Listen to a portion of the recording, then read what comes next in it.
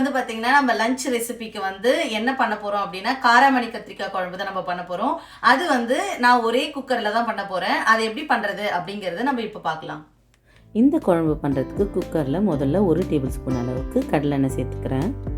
எண்ணெய் சூடானதும் ஒரு 10 பல்லு பூண்டு போல் தட்டி சேர்த்துக்கிறேன். கூடவே வந்து கருவேப்பிலையும் சேர்த்து போட்டு வதக்கிக்கலாம். இந்த டிஷ்க்கு வந்து பூண்டு கொஞ்சம் அதிகமாக சேர்த்திங்கன்னா ஃப்ளேவர் வந்து ரொம்ப சூப்பராக இருக்கும்.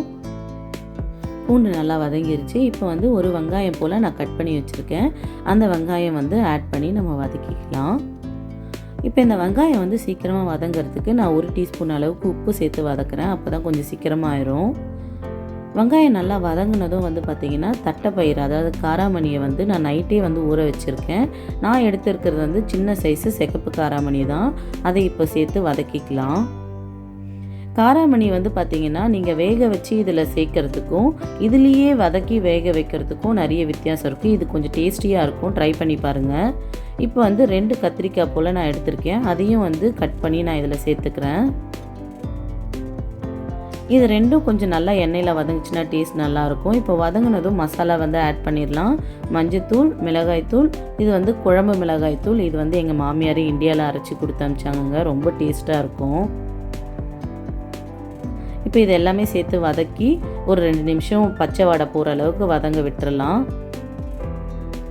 இப்போ இது நல்லா வதங்கினதும் வந்து பார்த்திங்கன்னா தக்காளி 1 தக்காளி போல் நான் வந்து கட் பண்ணி வச்சுருக்கேன். அதை ஆட் பண்ணிக்கலாம்.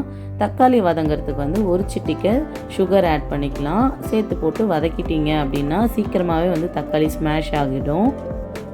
இப்போ தக்காளி எல்லாமே வந்து சேர்ந்து நல்லா வதங்கிருச்சு. இப்போ வந்து காராமணி ஊற வச்ச தண்ணியை தான் நான் ஆட் பண்ணுறேன். 1 கப் அதுவும் 1 கப் வந்து நார்மல் தண்ணியும் ஆட் பண்ணுறேன். உங்களுக்கு குழம்பு எவ்வளோ திக்னஸ் வேணுமோ அந்தளவுக்கு நீங்கள் தண்ணி ஆட் பண்ணிக்கோங்க. இப்போ மூடி போட்டு விசில் போட்டுடலாம்.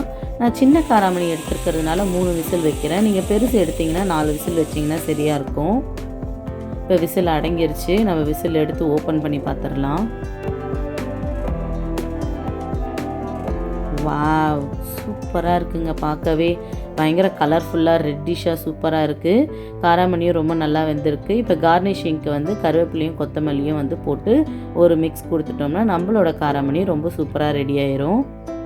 அவ்வளோதாங்க. இந்த காராமணி குழம்பு வந்து இட்லி, தோசை, சப்பாத்தி, ரைஸுன்னு எல்லாத்துக்குமே சூப்பராக போகும். இப்போ வந்து நம்ம பிளேட்டில் வந்து ரைஸோடு சர்வ் பண்ணிடலாம்.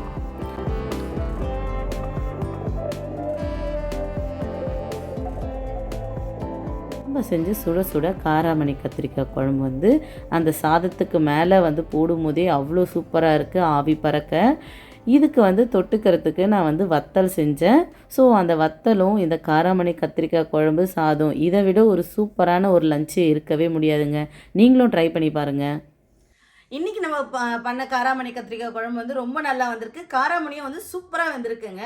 ஆக்சுவலாக இந்த டேஸ்ட் வந்து உங்களுக்கும் பிடிக்கும்னு நான் நினைக்கிறேன். நீங்களும் செஞ்சு பார்த்துட்டு எப்படி இருக்குன்னு கீழே கமெண்ட்டில் சொல்லுங்கள். இதே மாதிரி இன்னொரு வீடியோவில் நான் உங்களை மீட் பண்ணுறேன். பாய்.